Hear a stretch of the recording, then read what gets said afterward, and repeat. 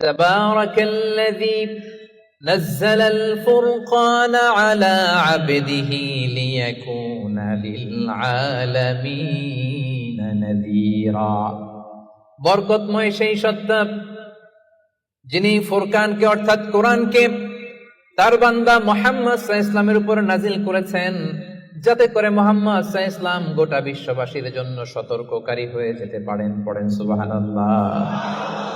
যেন এই কোরআন দিয়ে বিশ্বনবী মানুষকে সতর্ক করতে পারেন, এজন্য এই ফুরকানকে আল্লাহ নাজিল করেছেন।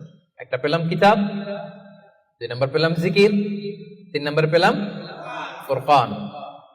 তাহলে ফুরকান এটা কোরআনের আরেকটা নাম। ফুরকান মানে হচ্ছে দ্য ক্রাইটেরিয়ান। দ্য ক্রাইটেরিয়ান, কোরআন হচ্ছে পার্থক্যকারী। কোরআনের একটা নাম হচ্ছে আল ফুরকান। আল ফুরকান মানে হচ্ছে ক্রাইটেরিয়ান, দি ক্রাইটেরিয়ান।